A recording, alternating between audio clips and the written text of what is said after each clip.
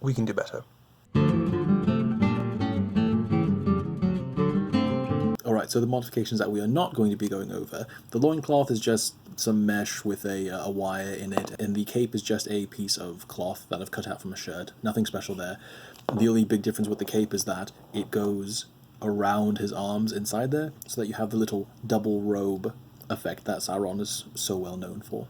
Okay, first things to get right out of the way, you're going to need NECA xenomorphs in order to pull this off. You can use McFarlane style neck joints for the shoulders, or alternatively you can just have somebody 3D print off some for you, like, I don't know, maybe me, maybe anyone else, just as long as they have the right measurements. This doesn't have to be perfect, it's just what I had on hand and it worked really well. There's going to be a decent amount of dremeling involved with this, but moreover than anything else, none of these modifications are easy to mess up or hard to fix. So even if you do mess something up, you make a hole too big or something too loose, you can easily do the hot glue trick to fix it, or put some putty in there or what have you. If you make something too small or rip something, you can repair that pretty easily too. So don't worry about it, don't be anxious. So here's what we will be going over. We are going to be adding double joints to the elbows and articulating the shoulder pads so that they can get up and out of the way without constantly falling off. I have also added articulation to the hip plates here, but that's a little complicated. To go very quickly, I've basically just snipped these off, trying to leave as much of the original peg material there as I can, then taken a small ball joint from, I think, a Revoltech figure, and drill a hole into the pelvis, and then a hole downward from the top to the bottom from that little bit of extra plastic there, so that the other side of the peg can just slide on through in that way. So that way, when it's down, you only just barely see the ball right there, and because the peg is going downwards into the extra bit of plastic in there, you get a little bit of rotation, which is nice. So we have rotation, and they can fly out, and they can hold their own weight, so we can have all the nice dynamic posing that Sauron is so known for, right? I haven't refined this one enough. I don't trust myself to show people how to do this correctly. You can probably do better than I did.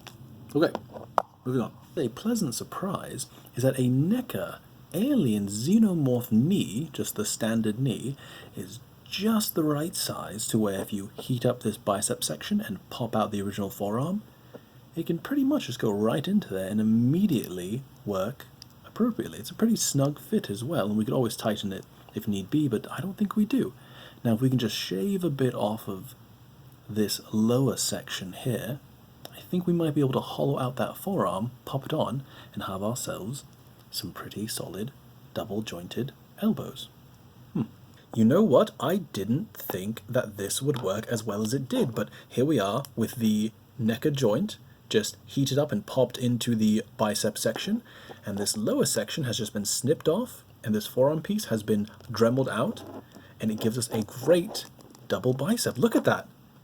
And the designs aren't too off. I might go over that, add like a chainmail texture, but that looks good. That looks fantastic. And all it is just the inner bit being hollowed out. Here we are.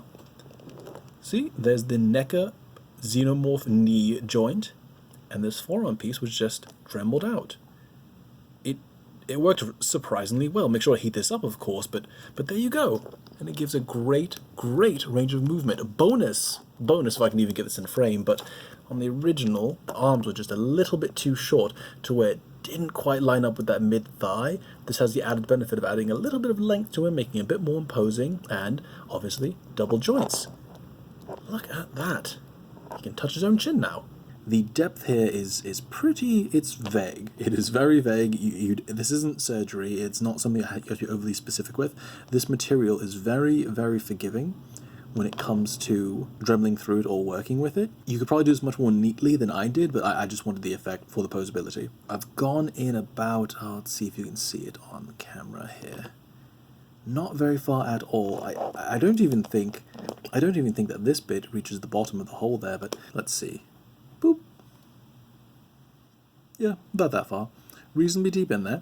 And then you heat this up, get it nice and soft, and then you just pop it on. And there it is. And now he has full range of movement. Ah, yes, this is a ring. This ring looks like it's very much so made out of ring, isn't it? Yes. The elbow guards do get in the way just a smidgen, but it's not much. Isn't that lovely? Now, I debated putting in a bicep swivel, but with these being as flexible as they are, I don't feel that the bicep swivel is very necessary. It's still possible. It's certainly possible. There's more than enough room in here to go in, trace along with these plates, maybe cut it out, and put maybe a smaller one of these. Actually, something like this would work well, and just pop that in there, and it'd give you a nice bit of swivel. But it doesn't seem necessary. I have yet to find a pose that I would want to do with this figure that I can't do with the current articulation that has given these. Now, moving on to the shoulders. Here's before and after. Before. After. Oh. The big issue, or one of the big issues, with this figure initially is how whenever you would put the shoulder pads on and then articulate the arms at all, they would just fall right off. It was quite annoying, and it's quite an expensive figure to get, so you'd hope it would stay together once you put it together. So what I've done is I've gone back here and went ahead and, come now, cut off the little flaps on either sides out underneath there, originally where this bit goes in, and made some small holes. I hand drilled these with this bit here. It is only ever so very slightly larger than the center column there, but again, that really doesn't matter. All that matters is that this ball is larger than whatever the hole is that you make. Then I heated this up to all hell, popped that in, and let it cool. Because this material gets so malleable when you heat it up, because it becomes so flexible, it will conform to the size and shape of that ball pretty well, assuming you can actually get it in there. It was quite tough. And when it cools, you have a fully functional, movable joint. This is a similar system to what I believe McFarlane has done on a few figures, but I got the idea from this guy right here. Same system. There's a little peg in there. See that? Isn't that so clever? And it gives such good movement. So then, to attach that to the body, I made a hole here on the back shoulder. The important thing with this is to make sure that you angle it inward. It's almost like you're trying to get to... you're aiming almost for the opposite shoulder in the front there. So you're not going straight in, because if you do, you'll actually come out in here. You don't want that. You want to have enough room for that peg to go in there and swell up and take up all the extra room that you're making by heating this once you do that. So you're going to go in at an angle about like that. So you do that on both sides, then you heat it up, pop the pieces together. Let's see if this will go back in. Easy peasy. That was actually easier than I thought it was. And then what you're left with is this wonderfully tight, articulated, posable system for the shoulders.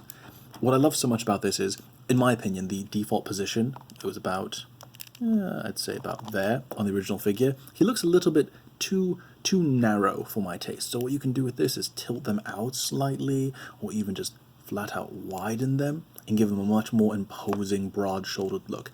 And I simply adore that. Okay, so the knees. People have pointed out how they're single-jointed and how obviously double-jointed would be better than that inherently, right? Kind of and kind of no. We could do that. That would be actually a pretty simple thing to do. All you need to do, at least this is what I would suggest, is you grab yourself a Necker Kong, heat this up, pop out that joint, then go in and pop this off.